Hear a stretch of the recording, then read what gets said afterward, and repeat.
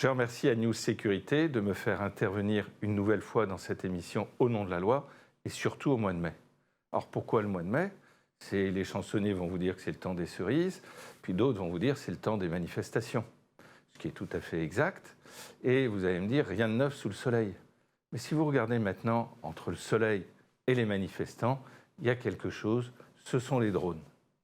Et les drones, depuis début 2022, peuvent être utilisés légalement pour surveiller des manifestations.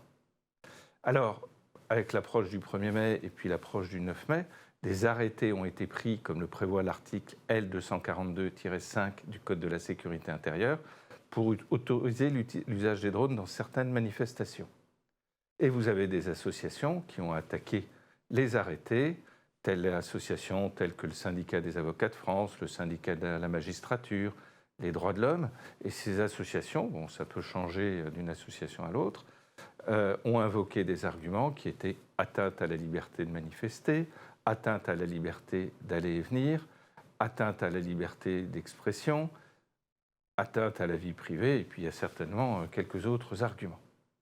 Et les magistrats ont dû statuer, et ce sont des magistrats des tribunaux administratifs qui ont statué dans les 3 décisions auxquelles je pense, 2 qui concernent Bordeaux, 1 qui concerne Paris, sur la légalité de ces arrêtés. Alors, bien entendu, les tribunaux regardent si les conditions de l'application de l'article L242-5 ont été remplies, et vous avez notamment quelle est la période de temps d'usage des drones, la zone géographique, est-ce qu'il y avait 3 drones prévus ou pas plafonnés, mais tous les arrêtés ont été finalement validés. Mais ce qui semble emporter la conviction des juges, c'est surtout les précédents. Alors les précédents, c'est la violence dans des manifestations qui ont eu lieu peu de temps avant.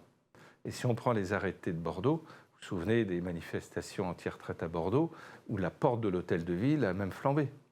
Et là, c'est ce qui semble avoir remporté l'adhésion des magistrats en disant il y a eu des violences, il y a toujours un risque de violence, donc l'usage des drones qui est bien encadré temporellement, géographiquement, avec un nombre de drones, se justifie et il y a finalement une proportionnalité entre les moyens mis en œuvre et le but poursuivi. Ces décisions que j'ai évoquées donc, sont des décisions des tribunaux administratifs et pas du Conseil d'État.